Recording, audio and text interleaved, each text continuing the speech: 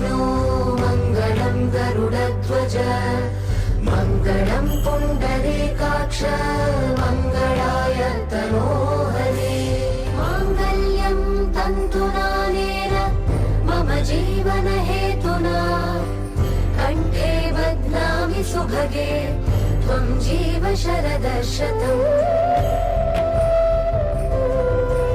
माङ्गल्यं तन्तुनानेन मम जीवनहेतुना कण्ठे बध्नामि सुभगे